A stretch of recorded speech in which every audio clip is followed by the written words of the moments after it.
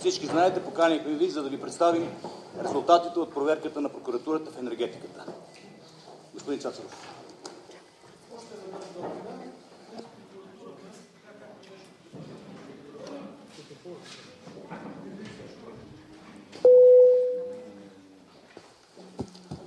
Още веднъж добър ден на всички. Днес, както бе предварително обявено, прокуратурата ще обяви резултатите от извършените проверки в Държавната комисия по енергийно и водно регулиране, в НЕК ЕАД, в Българския енергиен холдинг, както и в електроразпределителните дружества.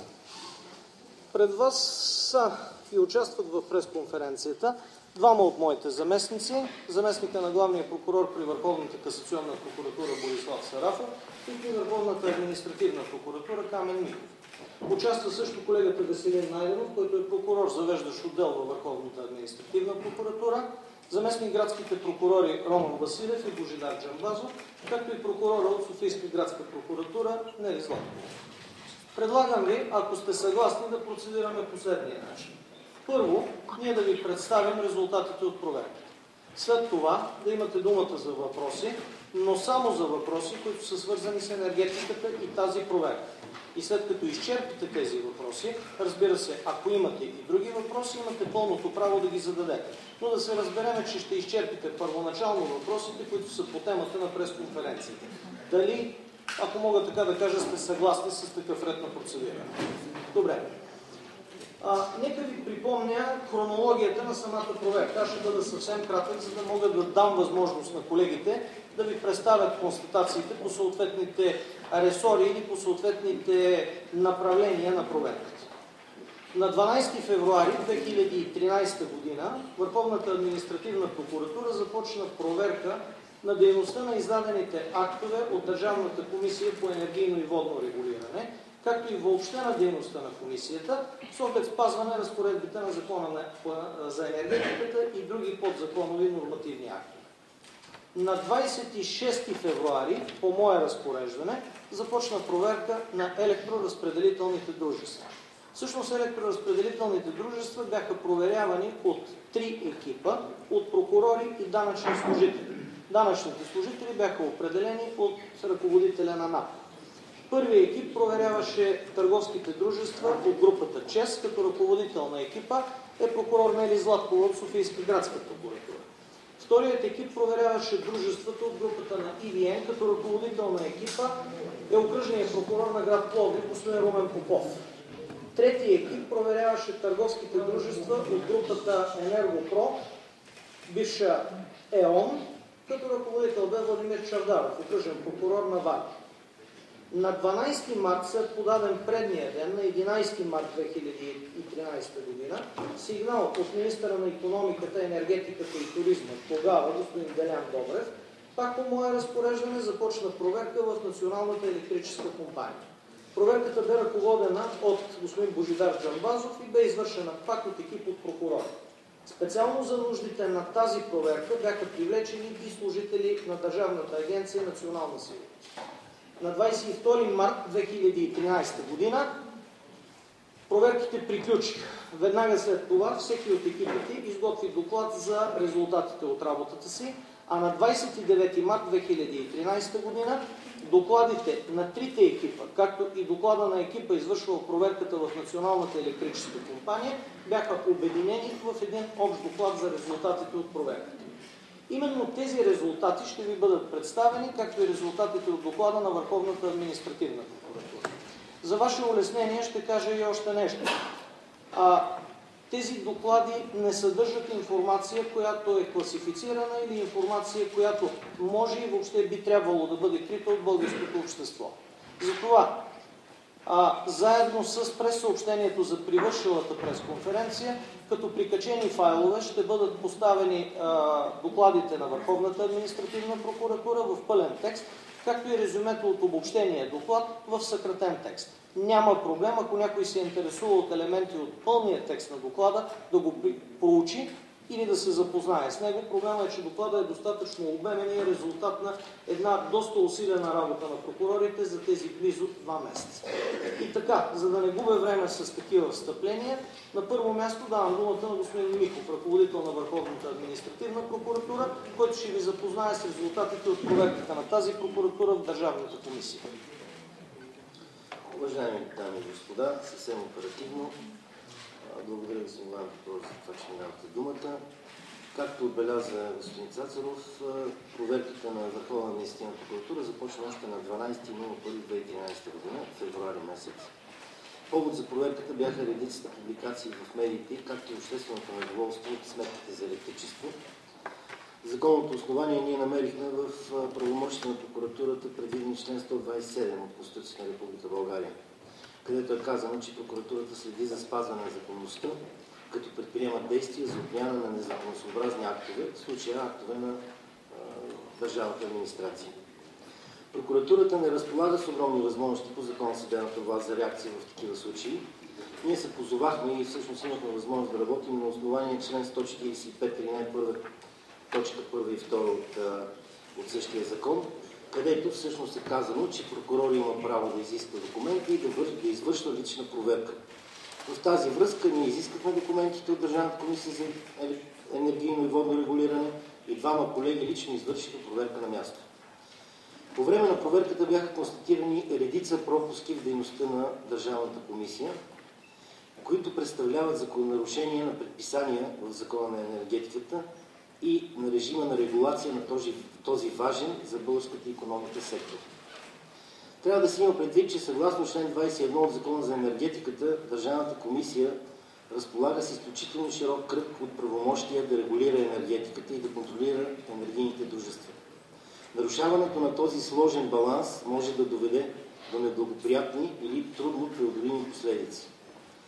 В рамките на проверката колегите прокурори на място установиха следното.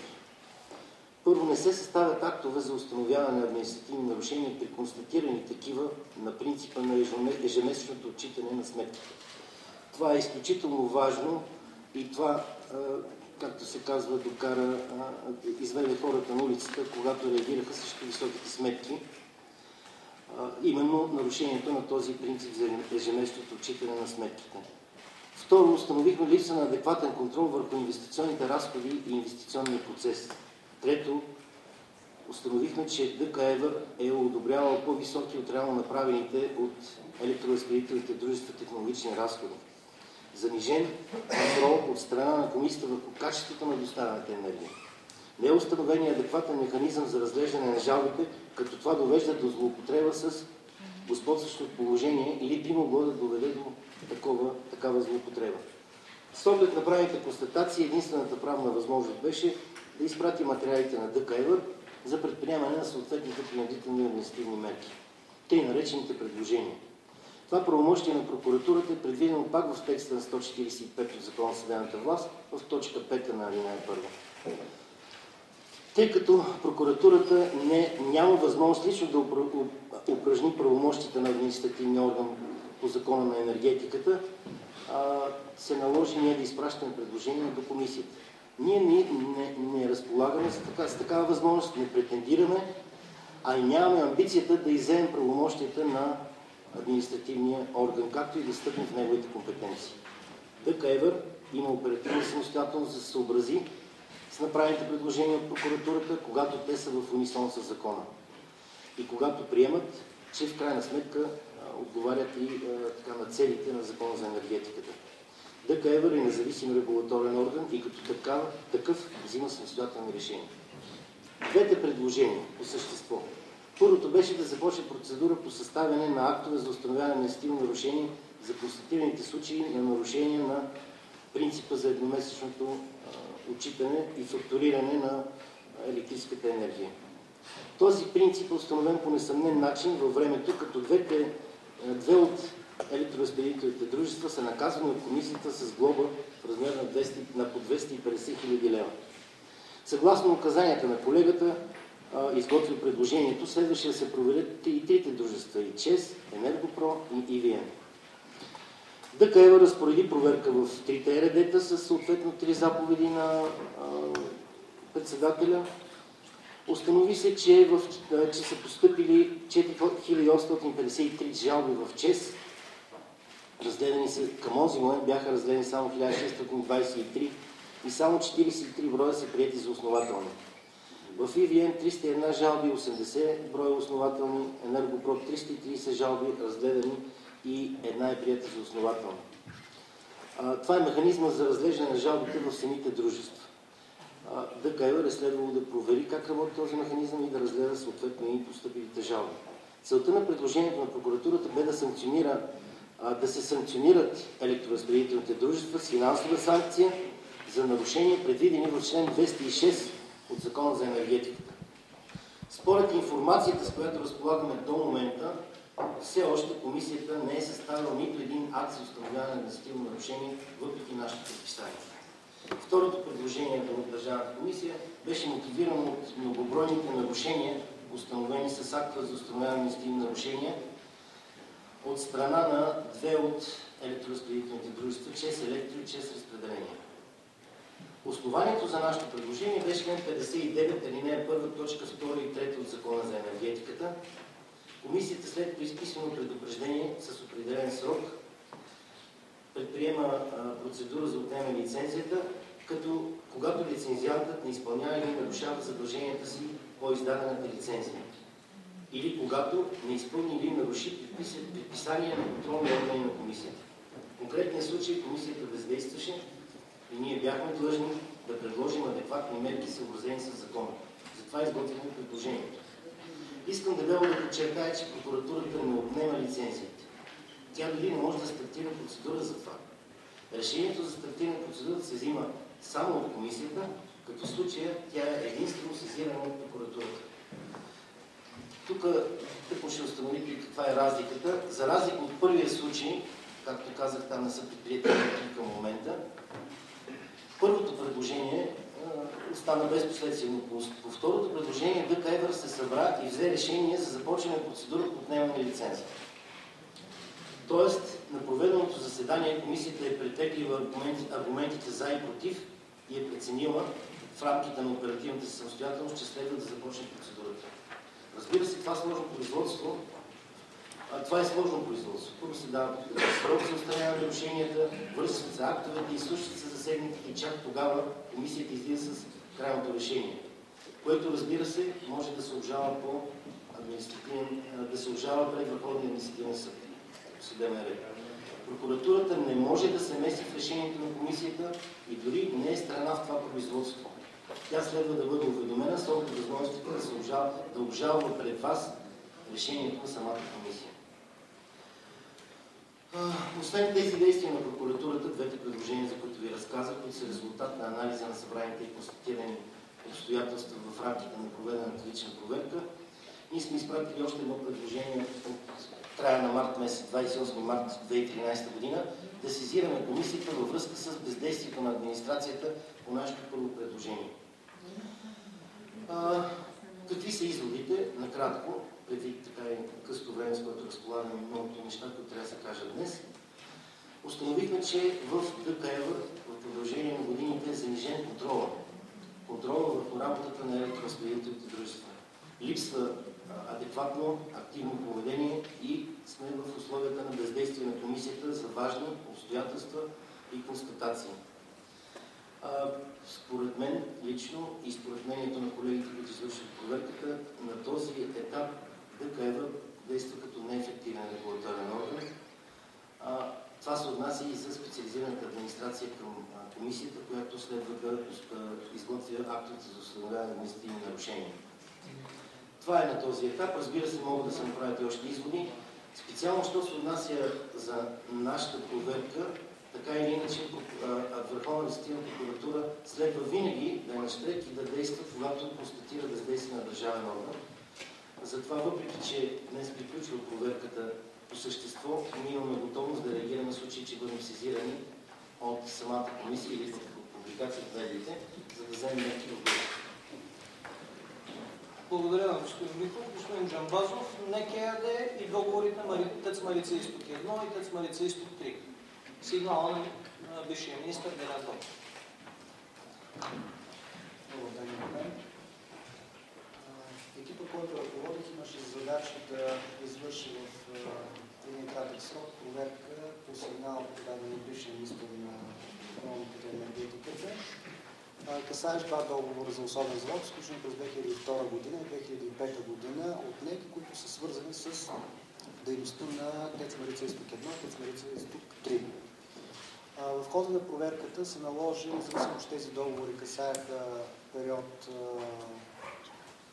2002, 2005 и до настоящия момент, да се върнем доста назад в годините, тъй като се оказа, че самите договори са обвързани с действия още от 1998 година във връзка с ангажименти, които са били поети от българската държава и по-специално ангажименти, които са поети от Националната електрическа компания и на базата на които ангажименти в последствие се е наложило да се извършват действия, за които след малко ще говоря.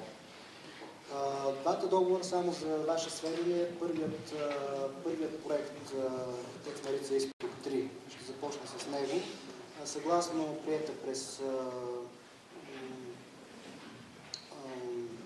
енергийна стратегия на Република България, е било предвидено да се изгради съвместно предприятие за рехабилитация и експлоатация на този ТЕЦ. По отношение на ТЕЦ Марица Изток 1 е било предвидено да се изгради нова мощност. Именно в тази връзка през 2001 година са сключени две споразумения между НЕК и съответно компаниите, които експлоатират и към момента експлоатират ТЕЦ Марица Изток 1 и ТЕЦ Марица Изток 3. Като в последствие през годините са сключвани допълнително множество споразумения, включително и през 2012 година, които касаят тези две споразумения от 2001 година. Но по-конкретно, на какво се натрупахме и къде виждаме проблеми във връзка с прилагането на тези споразумения и какви негативи установихме, че следват за Националната електрическа компания на базата на действията на представителите на НЕК през целият този период, включително до настоящия момент. На първо място установихме, че всъщност ще маркирам най-важните неща, защото доста неща сме установили, но това, което може би е най-важно да се каже, е, че на базата на тези споразумения и изключените допълнителни договорки в последствие НЕК се задължава на практика да изкупува цялата електроенергия от тези две електроцентрали, независимо от необходимостите, които има вътрешния пазар. 100% точно така.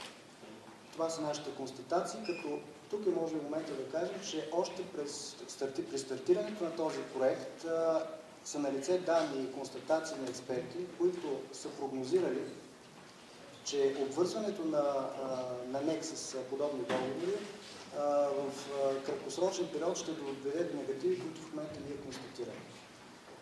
Установено още през 2000-та година, че потреблението на производство на електроенергия в България, както и износа, изостава от прогнозите, които са били към момента на сключване на тези договори, което неминуемо ще доведе в последствие в годините до проблеми.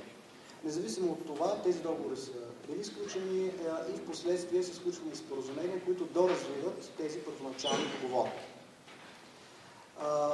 На практика, не както вече казах, е обвързана, оказва се обвързана с производството на излишна енергия, която поради високите цени не може да бъде продавана без загуба.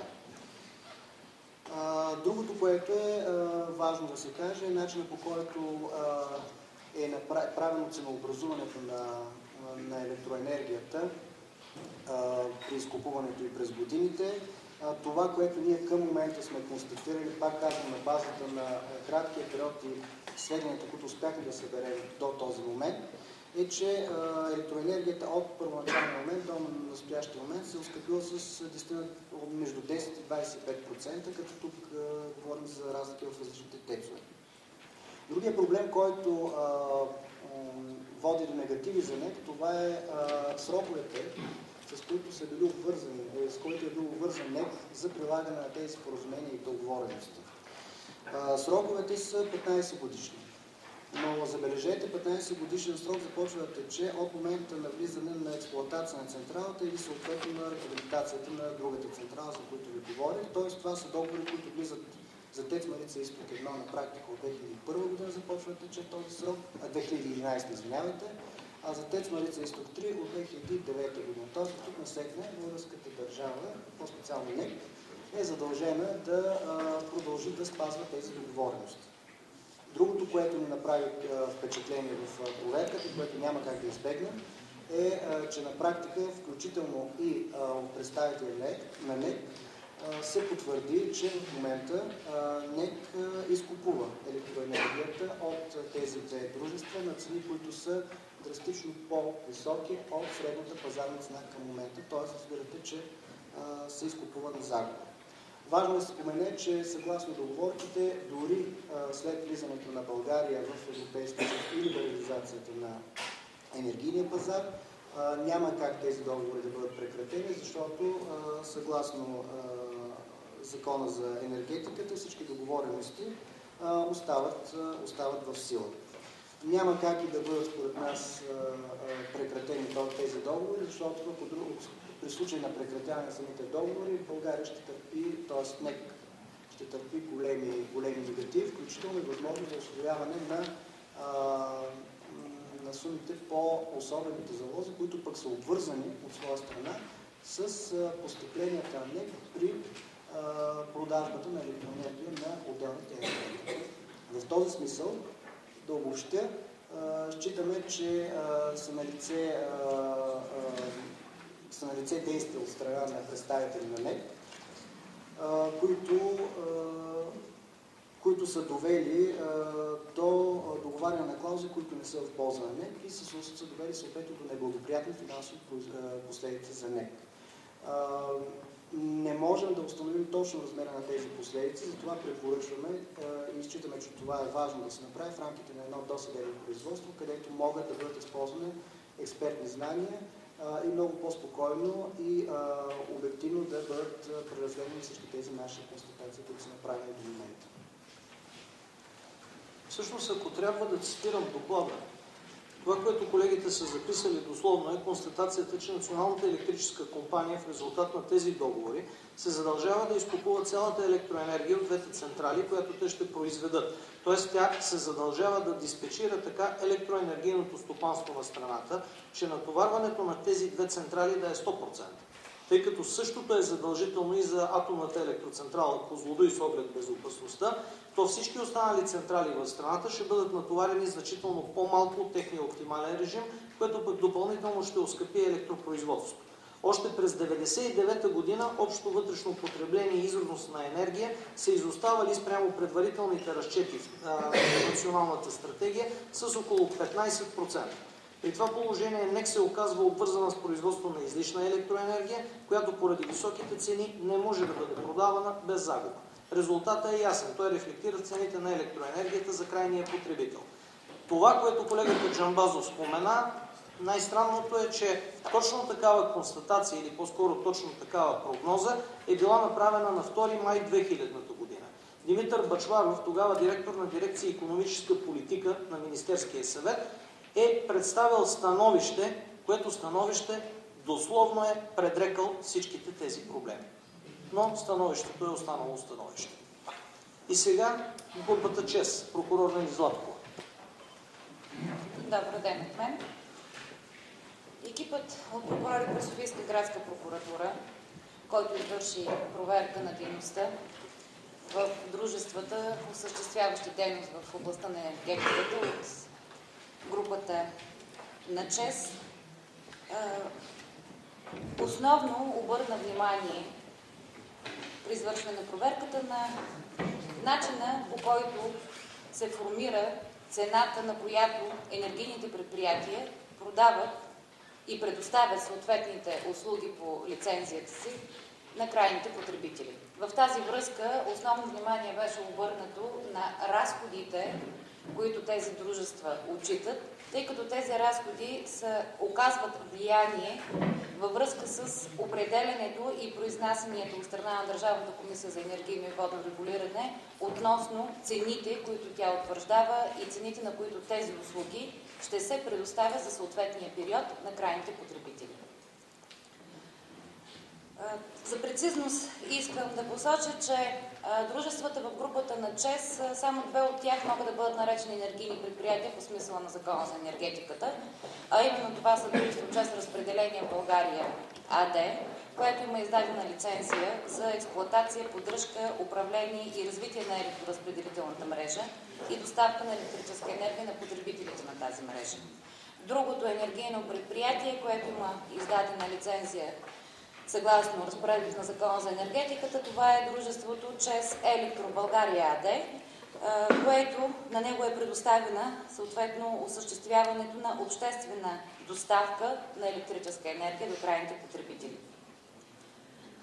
В кратко ще ви изложа основните моменти, които са направили впечатление и на които и екипът от прокурорите в Градска прокуратура е обърнал по-особено внимание и изрично е детайлизирал в своя доклад, тъй като обема от документи, които бяха проверени, както и анализа на законодателството в областта на енергетиката, не позволяват в този кратък период от време първо да бъде кратко изложено и пред вас, а от друга страна една голяма част от така наречените проблеми следва да бъдат и допълнително изследвани и обстойно преценени в рамките на вече на други производства.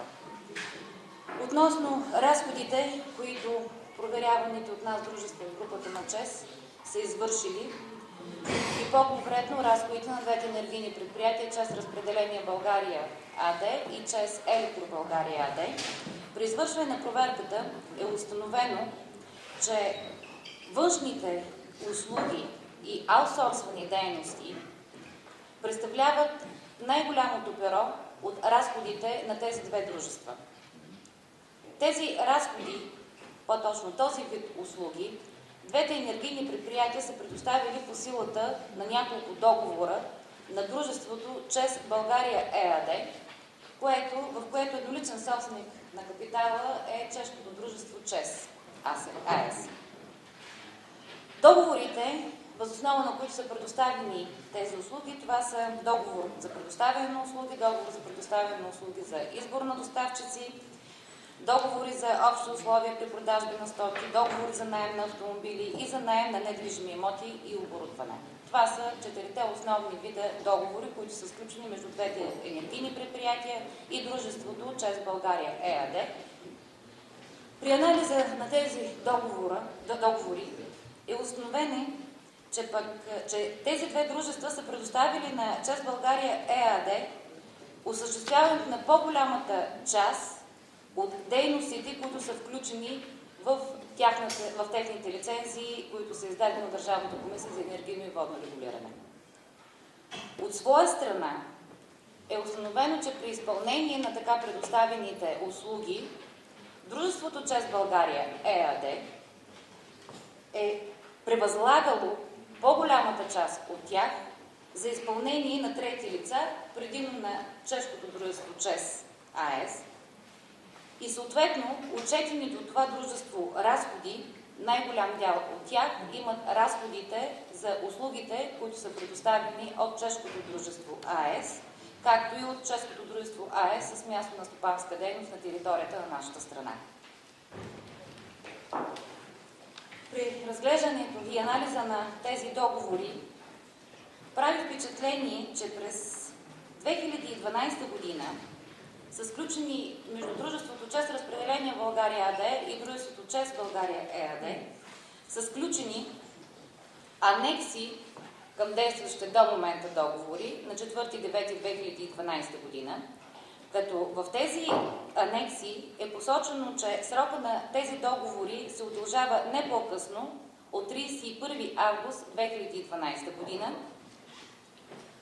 Съгласно тези анекси, условията на договора, които ще бъдат предоставени услугите, са на стойност равна на максималното общо възнаграждение, като максималното общо възнаграждение по отделните договори е както следва. за договора за предоставяне на услуги, така наречените СЛА договори, е договорено възнаграждение в размер на 464 милиона и 100 хиляди лева. За договора за общи условия при продажба на стоки е договорено възнаграждение в размер на 340 милиона 450 хиляди лева. По договора за предоставяне на услуги за избор на доставчици е договорено възнаграждение в размер на 9 милиона и 900 хиляди лева. Относно така установените факти, екипът от прокурори при Софийска градска прокуратура е преценил, че с включването на тези договори вероятно е допуснато нарушение на условията на лицензията на Закона на енергетиката и свързани с него подзаконови нормативни актове във връзка с прилагането му, които регулират и регламентират и осъществяват на лицензионната дейност от енергийните предприятия. Финансовите резултати от тези сключени договори ще намерят отражение върху цените, на които дружествата ще предоставят услугите на потребителите за следващият регулаторен период, като има вероятност това да е в посока на завишаването на тези цени. Относно тези факти, от страна на екипа е преценено, че за да може да се изследва в цялост тяхната основателност и обоснованост, е необходимо използването на специални знания, което следва да бъде извършено в рамките на едно наказателно производство. Също така, при извършване на проверката, впечатление на екипа направи и факта, че Държавната комисия за енергийно и водно регулиране ежегодно в рамките на съответните ценови периоди определя допустимия размер на технологичните разходи на енергийните предприятия за осъществяваната от тях дейност. В случая става въпрос за дейността, която осъществяват разпределителните дружества. При анализа на данните относно технологичните разходи на дружеството ЧЕЗ Разпределение България АД, прави впечатление, че реалните такива, действителните такива, за подгодишната норма, одобрена от Държавната комисия за енергийно и водно регулиране, която е 15% от пренесената електрическа енергия за съответния регулаторен период.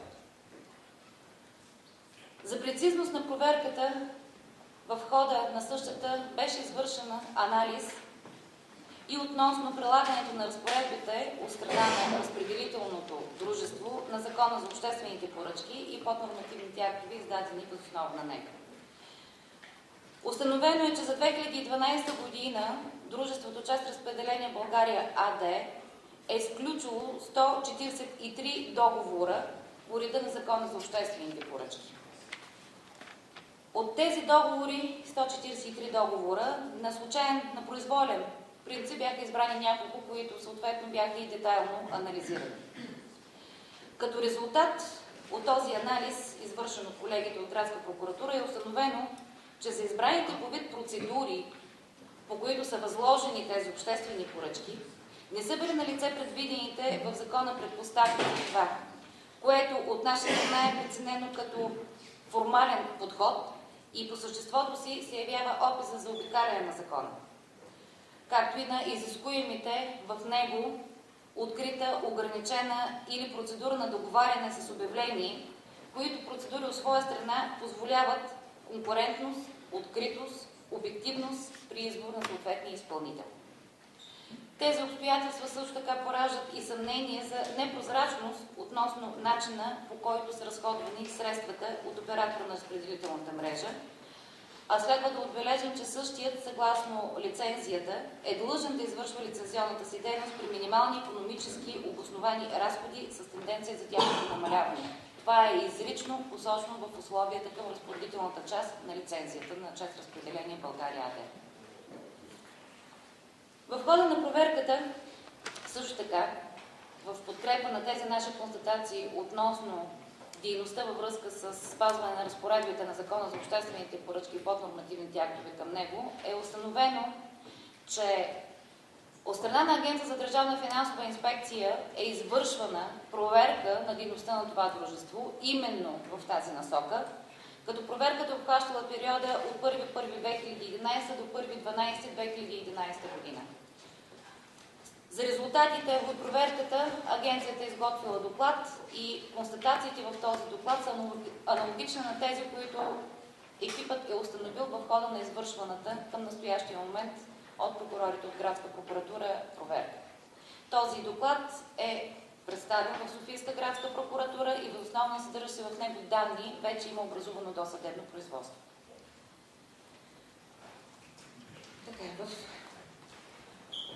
Предвид факта, че при анализа на нормативната база, регулираща този вид дейности, е установено, че единичните цени на всеки компонент, който е включен в фактурата на крайните потребители, се определят от Държавната комисия за енергийно и водно регулиране. Тя е основният контролен и регулаторен орган в областта на енергийната дейност и по-точно в областта на дейността, която извършват енергийните предприятия. Изцяло в нейните правомощия и респективно и задължение, тя да прецени кои от посочените в заявленията на дружествата разходи са икономически обосновани и трябва да бъдат признати в необходимите приходи на дружествата за съответната година. Въз основа на тази констатация беше извършен анализ и на действията, на решенията, които Държавната комисия за енергийно и водно регулиране е предприемала във връзка с осъществяваните и предоставените и по закон правомощия по отношение дейността на дружествата от групата на ЧЕЗ. В хода на проверката, освен конкретните решения, които са издавани от страна на комисията във връзка с исканията за утвърждаване на цените, по които дружествата да продават електрическата енергия на крайните потребители, цените за достъп до разпределителната мрежа, както и цените за разпределение по разпределителната мрежа. Също така е извършен детайлен анализ на едно решение номер C33 от 14 септември 2012 година, с което решение са определени считано от 18 септември 2012 година временни цени за достъп до електропреносната и електроразпределителната мрежа на производителите на електрическа енергия от възобновяеми източници, ползващи преференциални цени. След анализа на това решение и на съответните действия, които са предприети от страна на служителите на Държавната комисия за енергийно и водно регулиране, на първо място впечатление прави, че заявленията от страна на енергийните предприятия са подадени на 13 септември 2012 година. Решението на Държавната комисия за енергийно и водно регулиране от 14 септември 2012 година. От изследваните материали, съдържащи в преписката, която е образувана по заявленията и съответно въз основа на които е издадено това решение, не се установи да е извършен анализ, да са изискани конкретни данни, въз основа на които да се установи икономическата обоснованост на това искане и да се прецени доколко разходите са икономически обосновани и са реални такива.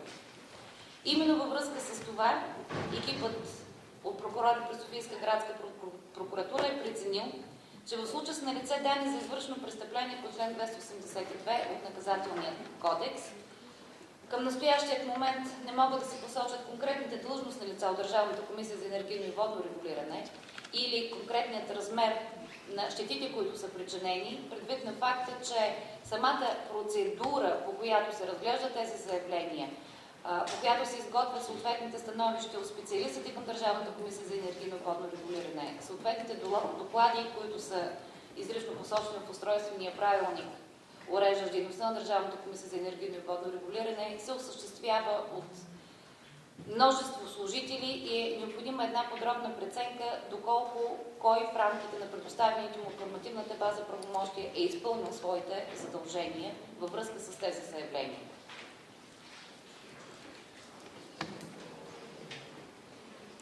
В хода на проверката също така е преценено и анализирано и анализирана и дейността на Министерството на икономиката и енергетиката и туризма от гледна точка на това, че същата се явява представител на държавата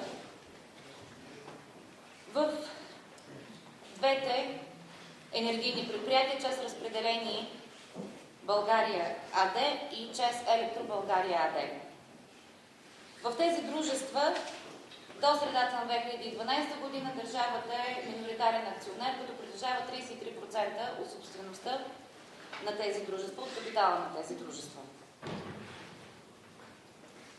В качеството си на представител на държавата, правата, които същата притежава по силата на акционер, които проистичат от факта, че тя се явява акционер в тези дружества, следва да се упражняват от представители на Министерството на икономиката, енергетиката и туризма.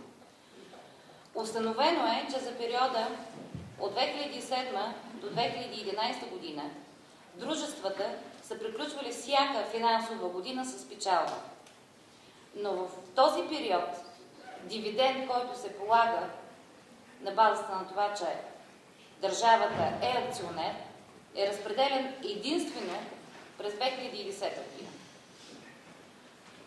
Прави впечатление, че през 2011 и 2012 година и двете дружества имат неразпределена печалба в големи размери. Но такъв дивиденд от тази неразпределена печалба не е разпределен за тези 2 години. За 2011 година неразпределената печалба на ЧЕЗ Електробългария АД е в размер на 3 милиона и 50 хиляди 755 лева. А за 2012 година същата е в размер на 5 милиона 451 хиляди 873 лева. През 2011 година и по-точно към 31.12.2011 година общо натрупаната неразпределена печалба в ЧЕЗ Разпределение България АД е в размер на 546 милиона 206 хиляди лева. А към 31.12.2012 година общо натрупаната неразпределена печалба на ЧЕЗ Разпределение България АД е в размер на 593 милиона 449 хиляди лева. Установено е, че Министерството на икономиката, енергетиката и на туризма, въпреки че имало предвиден механизъм в изключените през 2004 година акционерни споразумения между акционерите в тези дружества за разрешаване на спорове и за разрешаване на противоречия по съществени въпроси, какъвто се явява в случая и разпределянето на печалбата, респективно получаването на дивиденд от страна на държавата, не се е възползвал от тези механизми, предвид на което от страна на екипа от прокурор от Градска прокуратура е преценено, че в случая с тези си действия, по-точно това си бездействие, представителите на Министерството на икономиката, енергетиката и туризма са допуснали, са извършили на лице данни за извършено престъпление по смисъл на член 219 алинея 1 от НПК, като не са упражнили достатъчно контрол и не са положили достатъчно грижи за упражняване на правата на държавата в качеството на акционер в тези дружества.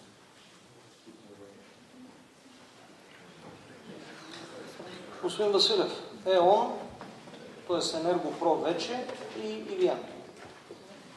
Добър ден от мен.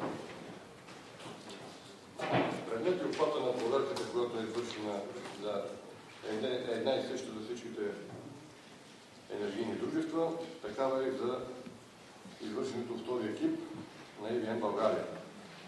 Трябва само да ви кажа, че структурата на EVN България горе-долу е структурата по отношение на обвързващите търговски дружества, е такава както и на ЧЕЗ, такава и както и на Енергопром.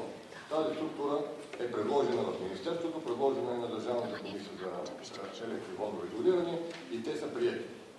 Характерното, което искам да ви съобща, това са данните, за да може вие да си направите анализ на това, какви са технологичните разходи в различните дружества, с оглед на това, от тук насетне каква е цената на тока. Беше казано, че цената на тока се формира на една сложна формула от технологични и други такива разходи и за предходната година, за 2007 година, за периода, който изтича сега 2011 година и съответните прогнозни приходи и покупката на така наречената електроенергия, която се закупува от съответните електрически дружества. ДКЕВР е приел, че технологичните разходи за регулаторния период ще бъдат 15%. По отношение на EVN България, те са за този регулаторен период среден 12%, т.е. с 3% по-малко и такива те са отчитали за своите разходи, които са формирали съответната енергия. Тоест, ако ми позволите да се намеся, дружеството съвсем добросъвестно е отчитало точния размер на технологичните си разходи. Среден той е 12, в някои години 11,89 и прочие, и прочие. Комисията признава 15%, независимо колко учиш. Това е по отношение на формирането на цените, т.е. тези технологични разходи. Второто нещо, което беше обхванато и в проверката, че това са аутсорсваните дейности и тази дейност такава съществува и тя е регламентирана с общо трансфериране на ценообразуване, тъй като такива са изискванията на европейски стандарти да имаме разделение на всички тези видове дейности. По отношение на проверката, която е направена в EVN България, е установено, че абсолютно всички дейности, които са предоставени, те са на база Закона за обществени поръчки, т.е. спазване член 7а Закона за обществените поръчки, който е в унисон с Закона за енергетиката и съответния лиценз, който е даден на EVN разпределение и EVN електроснабдяване. Тоест в тази връзка проверката констатира тези данни. Искам само да наблегна, тъй като цените ви казах как се формират, ще наблегна на това, че в хода на проверката бяха впуснати определени критерии, ние от тях са получени сигнали от държавни органи и от граждани. Ще наблегна на това, което е получено на територията на ПОЕ по отношение на EVN България. Получени са няколко сигнала. Един от сигналите е получен за използване на трафопост, който е собственост на закупено тасване на 2 милиона и 500 хиляди евро. Извършената проверка, това е сигнал на ДАНС, Пловдив, извършената проверка не констатира подобно нещо. Следващия сигнал, който е постъпил, е с оглед това, което преди малко ви казах за технологичните разходи, които представляват 15%, че такива се отчитат и се начисляват в цената на електроенергията.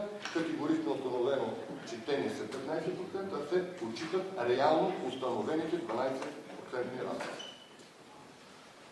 Това е общо за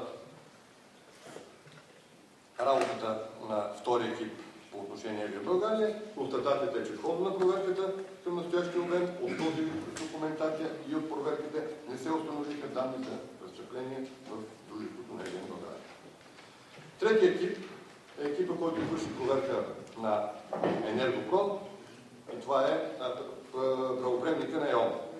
Търговското дружество, както казах, структурата, която е както на трите дружества, утвърдена пред Министерството на икономиката и утвърдена от държавния орган, регулаторен орган.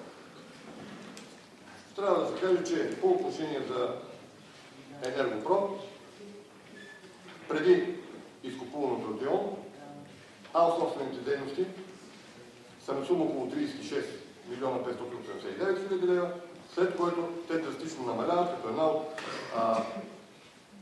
най-ползваните услуги. Това е свързано с отчитането на електромерите, с IT специалисти, с системата за управление на поръчки. Вие може да ги видите какви са видовите дейности.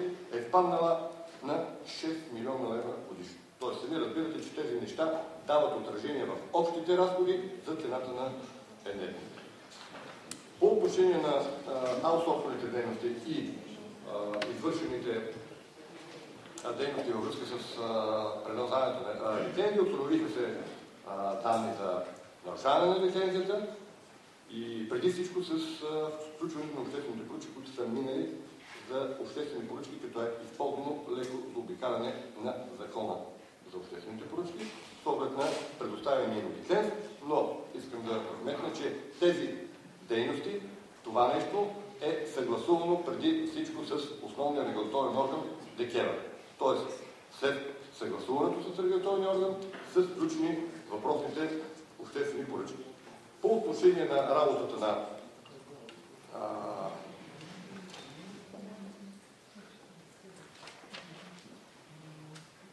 по отношение на тези констатации, които са свързани с нарушение на страна на регулаторния орган, материалите са изпратени и са присъединени в Софийска градска прокуратура, които са в съответното производство, което ще намери отражение по-нататък в разговорите на темата ДКЕВР.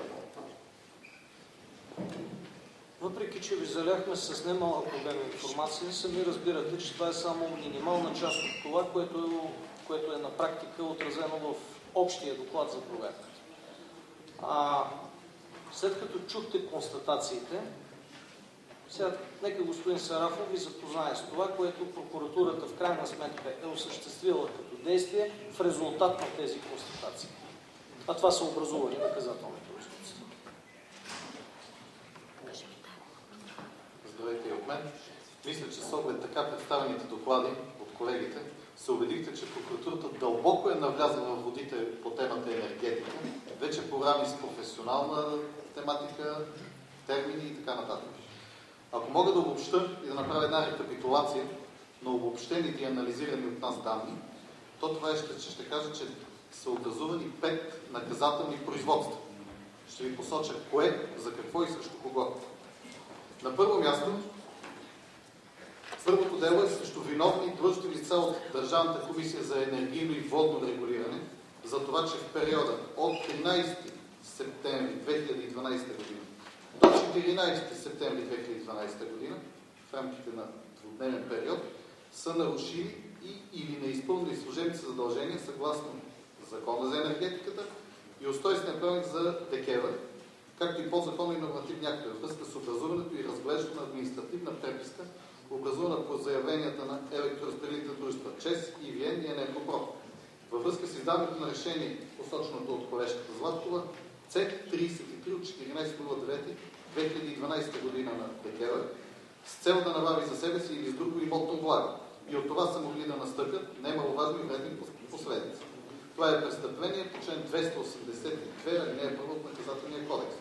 Ще използвам само един цитат от доклада, за да охарактеризирам това решение, което е внесено от комисията в един ден и веднага след това е прието от регулаторния орган, без да се направи анализ по обосноваността. Посоченото решение е издадено при пълна липса на мотиви и липса на конкретни фактически основания за определяне на временна цена за достъп до електропреносната и електроразпределителните мрежи за производителите на електрическа енергия ВЕИ. При постановяване на оспореното решение, цитираното от мен, са допустими множество нарушения на установени в законодателство на Република България правила. Второто дело е във връзка с непотърсения, както чухте, дивиденд.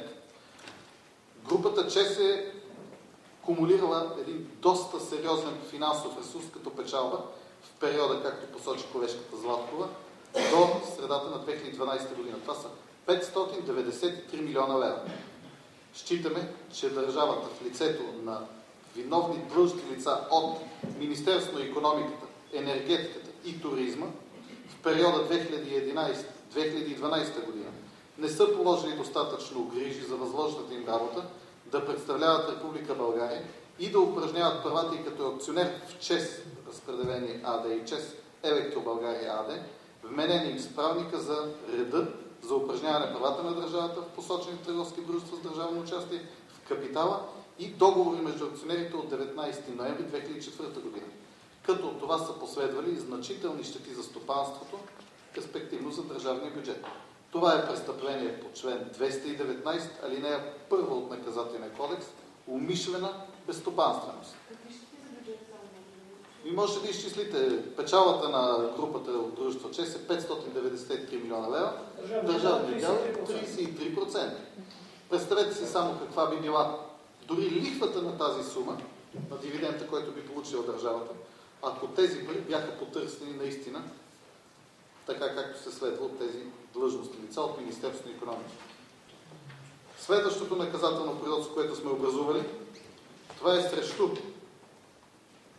виновни длъжностни лица от Националната електрическа компания за това, че през периода от 2001 година до 2012 година в град София умишлено не са положили достатъчно грижи за ръководенето, управлението, стопанисването и запазването на повереното им имущество във връзка с включени споразумения през този период по-отделно с АЕС 3C Марица Изток 1 ЕОД и Контур Глобал Марица Изток 3 АД, като от това са последвали значителни щети в особено големи размери с Националната електрическа компания и случай особено тежък.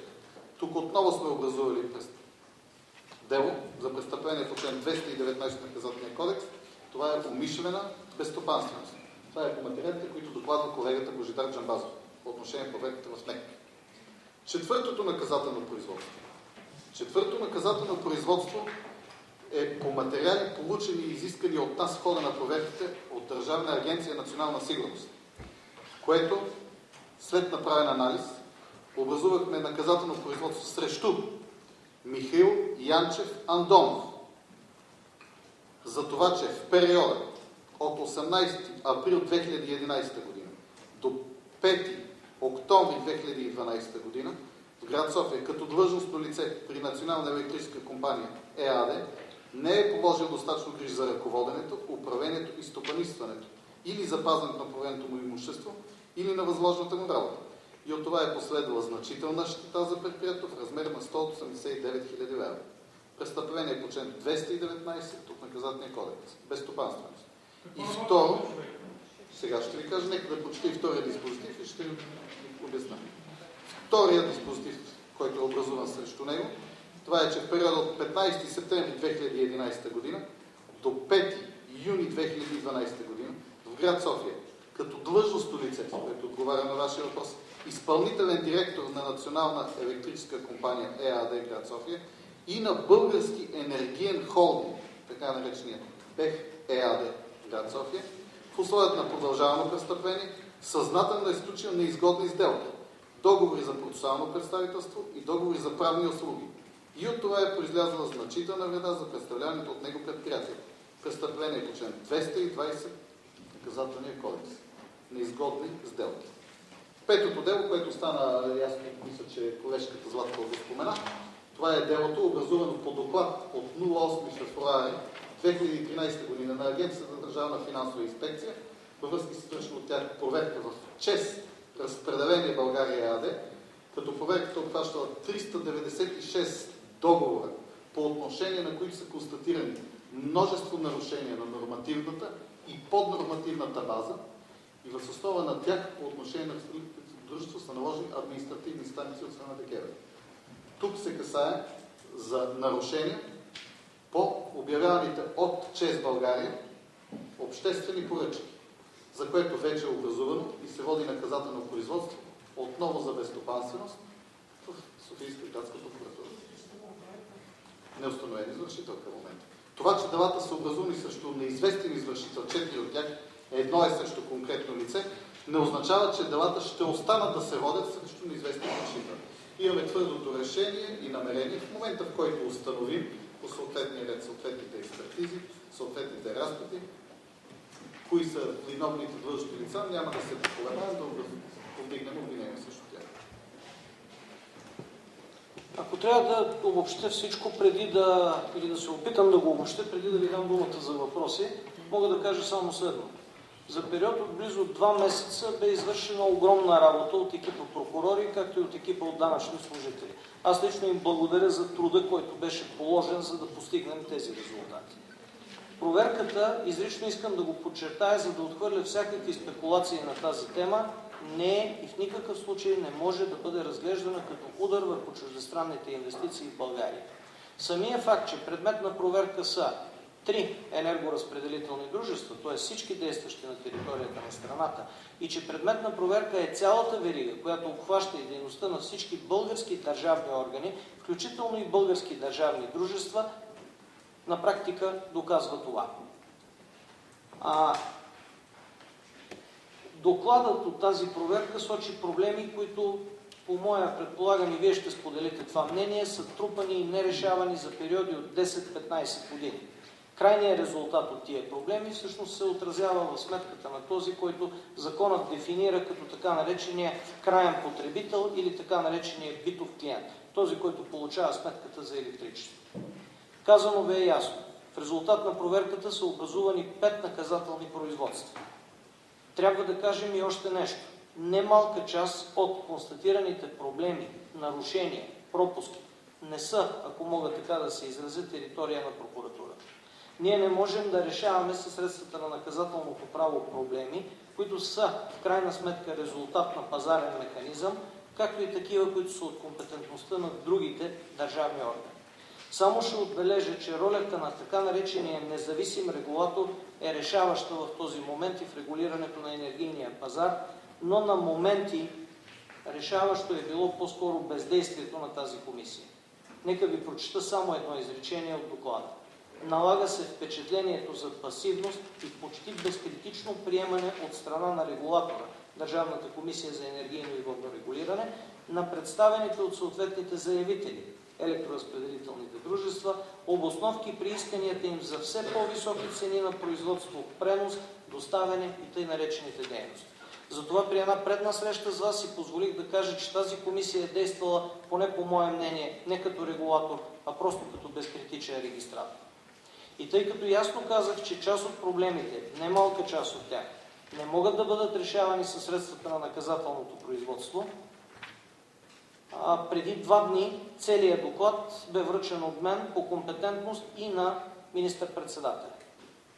В придружаващото писмо ясно се посочва, че в доклада са описани нарушения, които нарушения са и от компетентността на изпълнителната власт, както и проблеми с действащи подзаконови нормативни актове, чиято промяна също е от компетентността на изпълнителната власт. Прокуратурата не бяга от своята отговорност. Образуваните 5 наказателни производства доказват това. Но доклада съдържа достатъчно материали, които могат да събудят не просто размисли, а доста конкретни действия по отношение на държавните органи и дейността на самото правителство. От тук насетне имате думата за въпроси. От Министерството на икономиката, енергетиката и туризма, които би трябвало да упражняват правата на държавата. За министрите ли говорим или за по-ниски нива? Питам ви във връзка с едното образуване досъдебно производство. Длъжностните лица са тези, които са определени да участват в управителните органи на съответните акционерни дружества до момента, до който държавата е притежавала 33% от техния капитал. И разбира се, ръководните органи на Министерството на икономиката, енергетиката и туризма.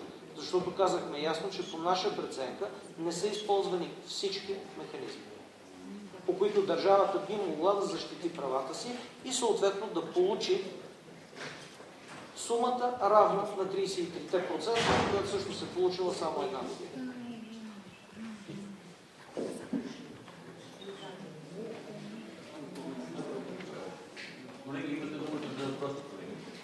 Видях реакцията ви, позволете ми да ви кажа и още нещо. Вие не може да очаквате от нас, че за проверка от 2 месеца на периоди от 15 години ние пред вас ще представим готови решени казуси. Отчетете, че това е огромна работа. Отчетете, че работата, която касае специално особените залози и НЕК на този екип е огромна по обем книжнина. Ако някой види пълния обем на доклада, ще разбере за какво става дума. Но не може да считате, че днес ще обявим едва ли не лицата, спрямо които ще внесем обвинителни актове. Това е целта на проверката. А в резултат на проверката са образувани наказателни производства. И те няма да останат срещу неизвестен извършител. Благодаря ви, господин Цацов, медиа клуб.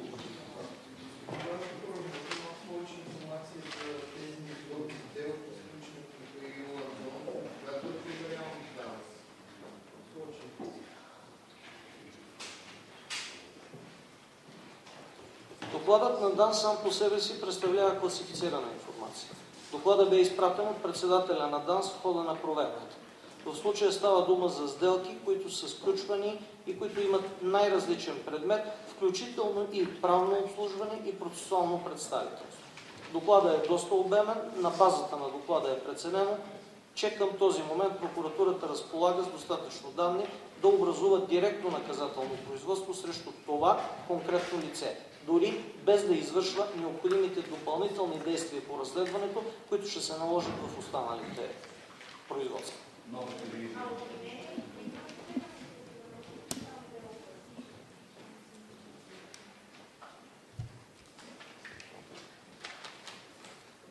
Мнение към момента не е повдигнато по отношение на никого, тъй като делата се образуваха едва тези дни. Вие не можете да очаквате това, което казахме и преди малко, че в рамките на 2 месеца ще обвиним и едва ли не ще изготвим обвинителни актове. Те първа сме започнали.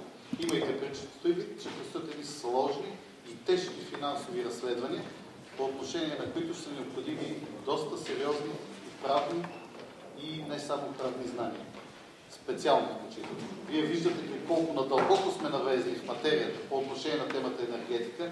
Мисля, че даже в известни моменти може би са ви доскучали изложенията на колегите, които докладваха отделните направления на проверката, но повярвайте, това е само и единствено защото ние имаме доста надълбоко сме проникнали, така да се каже, в темата енергетика. Не очаквайте обаче да излезем вече с готови обвинения. Но това ще стане след трябва да ви късно. Извинете ми, само без да ви отнемам правото на въпрос да допълня. Докладите на отделните екипи са готови на 22-и. На 29-ти е готов окончателният доклад. Едното наказателно производство е образувано в хода на проверка. Второто наказателно производство е образувано още на 29-ти. Останалите 3 са образувани на 1 април. По-оперативно от това не сме в състояние да действаме с оглед предмета на проверката.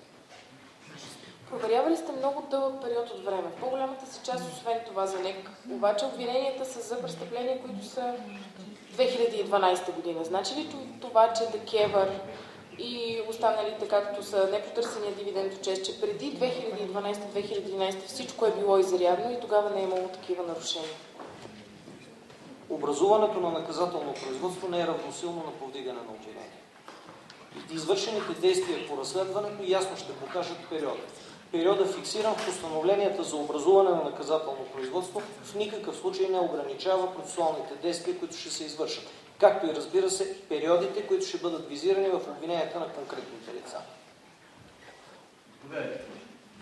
Господин Цацаров, готов ли сте да изпратите този доклад на чешкия премиер и на Европейската комисия, която беше сезирана от ЧЕЗ? Едва ли не оплакаха се от действията ваши? Не. Защото не съм чешки прокурор, аз съм главен прокурор на Република България. Колеги, заявихте, че EVN нямат на практика сериозни нарушения и са отчитали 12%, въпреки това ДКЕВР им е признава 15%. Това означава, че господин Ангел Семерджиев е извършил нарушение по служба и второ, не се ли организира проверка за плащане под масата, както се казва. Тоест, да си плати EVN, за да им се признава 15 и те да отчитат 12. Разбрах ви какво имате предвид. Ние няма да се ограничим да повдигне обвинение на когото и да било, независимо дали е предишен, сегашен или по-предишен ръководител на държавния регулатор. А иначе заплащане под масата ще търсим такава проверка? Ще търсим абсолютно всичко. Значи ние разследваме абсолютно всичко. Това, за което сме образували наказателните производства, са за най-фрапиращите, най-грозните, най-бруталните нарушения. Но не мислете, че ще се фиксираме само в тях. В доклада са посочени и други нарушения, по отношение на които ще разширим предмет и обхват на нашето разследване. Аз само да ви припомня, може би така сте го изпуснали, срещу господин Семерджиев има образувано досъдебно производство. Не говорим за което... Значи, вижте, досъдебно, понеже коментираме дадените под масата. Сами разбирате, че дадените под масата, това не значи възнаграждение или хонорар, получен по съответния ред. Така, ние разследваме господин Семерджиев в връзка с един доклад, който е изпратен както от Държавната агенция, така и получен сигнал, в който става както неговите трудови доходи, имущество, така и по отношение на дадените лицензии за тези ВИ-тата на определени две фирми. Тъй, че там няма да се съобразяваме точно с периода, а с това какво е констатирано.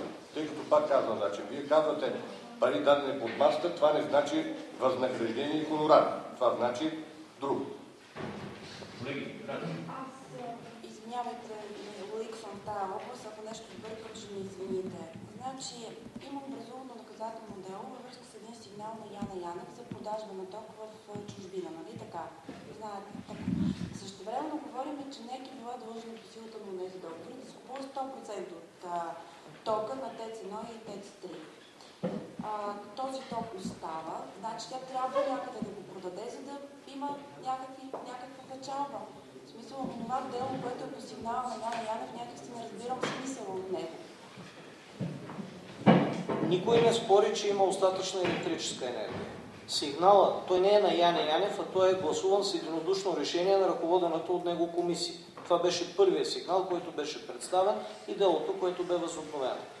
Не се оспорва и не се сочи в него нарушение на това, че е изнасена излишната електрическа енергия, а че е изнасена първо чрез посредник, при положение, че самата НЕК е имала тези права и не се е нуждаела от посредник, и второ, че е изнасена на занижени цени. Какво не ви е ясно? Така или иначе, тази енергия, ако остане тук в България, няма ли да се загуби или нещо друго? Не е ли по-добре да я продадат, въпреки А не е ли най-добре да я продадат на текуща пазарна цена, при положение, че има купувач, който е готов да я купи на текуща цена? Не е ли по-добре да я продадат на този купувач на текущата пазарна цена направо, вместо да ползват швейцарска фирма за посредник? Посредник и цена. Давна е чест, посредник без да е бил на Само едно уточнение да направим, значи нека посредник между изкупуването и продажата на цена. Тоест нека изкупува само позиция изток 1, позиция изток 3, изкупува всички други и съответно и препродава на тези. Така че това са две различни действия по отношение на ръководството на енергия. Не бива да се смесват. Колеги, не влизам повече въпроси по тази тема, мисля, че ги изчерпахме, бяха достатъчно ясни. Още повече ние ще публикуваме на нашия сайт резюмето от доклада, така че вие ще имате възможност да се познаете. Понеже сме изпратили неща, ако имате някакви други въпроси, които не касаят тази тема, може би един-два въпроса, не повече, ще има следва да ви се спрем то. Да ви кажете, какво се случва с госпожа Валерия Филипова, дали проверката, къде е доведена, във връзка с делото на установеността в най-едно, обмисляте ли дисциплинарно съдебно се предложение на Висшия съдебен съвет, а дори наказателно производство за препятстване на съдебен?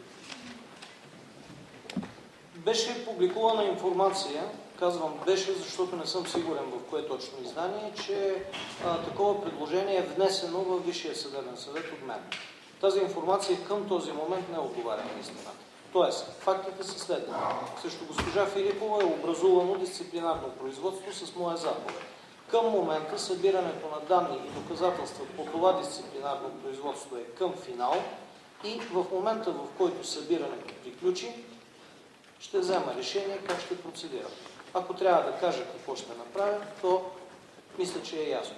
Ще отправя предложение до Висшия съдебен съвет за налагане на дисциплинарно наказание.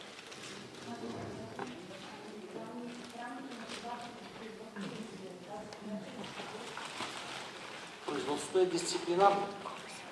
Ако в хода на разследването друго се установят неправомерни действия, това е съвсем отделен въпрос. По отношение на госпожа Филипова, дисциплинарното производство касае действията й, извършени в качеството на ръководител на инспектората, които са установени след извършена на първо място инвентаризация на делата и преписките, които са налични и неналични там, както по отношение на, така и по отношение на тези, чието място въобще не е било там, и след това, след извършена ревизия на всяка конкретна преписка по-отделно. Благодаря ви, господин Цацаров. Колеги, благодаря ви. И ако може да кажете за Галина Тонева, докъде стигна проверката във връзка с този случай, за който говорихме преди малко? Преди това ще ми позволите да кажа нещо друго по отношение на тази проверка. Отправен бе, хайде да не го характеризирам как, един призив към мен лично, когато проверката приключи, да бъде публикуван без каквото и да е изключение целият доклад за резултатите от тази проверка. Аз съм сигурен, че дори тези, които са го отправили, изхождам от данните за това, че имат юридическо образование, знаят, че това е невъзможно. Не е възможно да очаквате от нас публикуването на целия доклад в частта му, която касае модели, видове, начини на работа с техниката, екипи, които работят с тях и всичко друго. Тоест всичко това, което е класифицирана информация, ще остане класифицирана информация, независимо от призивите на една или друга организация, например да се запознае с техническите характеристики на апаратура, да речем произведена в някоя европейска държава. Трябва обаче да ясно да кажем, че всичко това, което касае констатации за извършени нарушения или, не дай Боже, престъпление, ще бъде обявено. Прокуратурата няма никакво намерение да ви разкаже за техническите характеристики на техниката за негласно наблюдение, но в никакъв случай няма да скрие резултатите от проверката. Това е нашето намерение. Що се отнася до самата проверка, тя се извършва, както знаете, лично от прокурора. Общо взето, начинът на действие е провеждане на ежедневна сутрешна оперативка при заместника ми господин Сарафов и осъществяване на ежедневни действия. До момента са снети обяснения от множество длъжностни лица, включително и ръководни длъжностни лица, които са били или са в състава на Министерство на вътрешните работи. Не се възлагат никакви действия на Държавната агенция Национална сигурност. Всичко се върши лично от проверяващия екип прокурори. Изискана е документация, изискани са данни, дневници, водени са разпити на служители. Най-после, транспортна техника, ведно с прилежащата към нея техника за негласно наблюдение, е обект на експертно изследване. И ако трябва да допълня нещо с изречение от последното, което се случва по проверката, под ръководството на господин Василев, днес транспортна техника, заедно с возената в нея техника за негласно наблюдение, е иззета от Министерството на вътрешните работи и в момента би следвало да бъде придвижена до, да го нарека така, терен, който принадлежи на прокуратурата, за да се осъществи пълното и експертно изследване. Ще кажете ли все пак дали има проверка? Извинявайте, може ли проверка? Резултатите за проверката на Галина Тонева, евентуално, ако има такива. Резултатите за проверката на Галина Тонева. По отношение на Галина Тонева, знаете, че бе предприето освобождаване от длъжност. Заместник главен прокурор. Дисциплинарно производство не е образувано. Цялата преписка, касаеща издаването на заповедта, с която разпределението на дела е възложено на един прокурор, е изпратена на етичната комисия на Висшия съдебен съвет. В резултат от произнасянето на етичната комисия ще взема и своето решение. Не, дайте да изчерпим въпросите, за да няма слушане. Нека да се изчакваме обаче. Ако искате да ви отговорим на въпросите, моля ви, задайте ги така, че да ги чуем.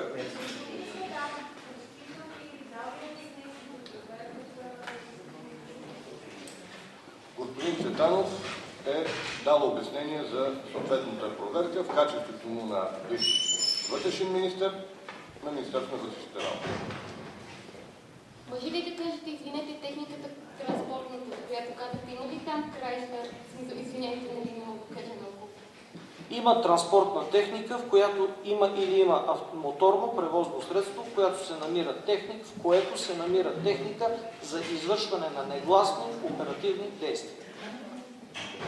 Това смисъл отговаря ли на описанието, което господин Станишев каза в сигнал, тогава така да ви питам. Да допълня въпроса, ако може на Зори. Най-общо намерихте ли данни, които да установяват истинността на сигнала? На 12 април ще разберете, ще приключи проверката. Предполагаме, че още следващата седмица, ден понеделник или вторник, ще ви кажем какъв е резултат. Не може да очаквате на третия ден да ви кажем, намерихме ли данни, но ви казваме ясно, работим и разпитваме. Нещо повече, не работим формално. Самия факт, че днес сме предприели действия по изземване на моторното превозно средство и превозването му на територията на прокуратурата, означава, че работим достатъчно сериозно. Експертните изследвания ще бъдат вършени на наша територия, а не на територия на Министерството на вътрешните работи.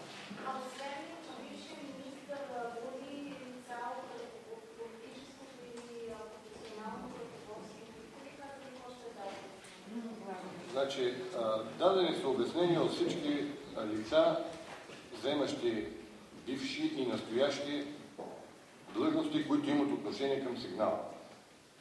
Сега, ако искате да ви ги изброя по имена, няма как да ви ги изброя по имена, по една проста причина, че освен министър Цветанов, другите лица имат определен или бивш или настоящ статут, който, както каза и главният прокурор, не може да се съобщат нито вида на техниката, нито имената на хората. Господин Цацаров, казахте, че ще проверите какво става с делото срещу Сергей Станишев за изтичане на класифицирана информация. Запознахте ли сте? Знаете ли защо 4 години не стигна на прокуратурата такава приключи? И само една скоба, извинявайте, говорите ли с него, когато той беше на среща при вас за това дело? Извинявайте, предполагате, че аз съм мълчал, а той е говорил или сме си мълчали?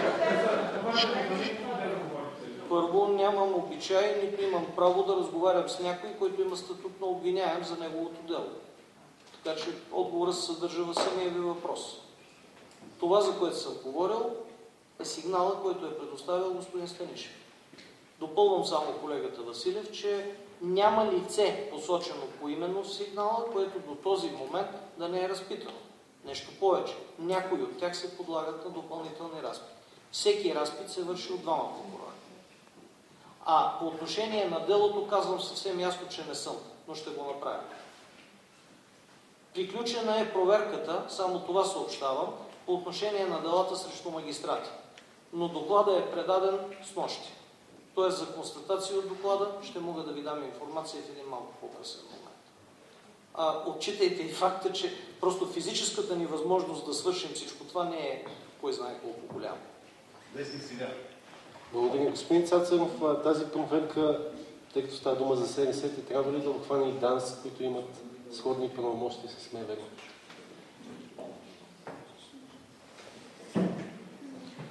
Тази проверка, ако се наложи, ще обхване и ДАНС. Тя ще обхване всички държавни органи, които притежават такава техника. Казах ви съвсем ясно.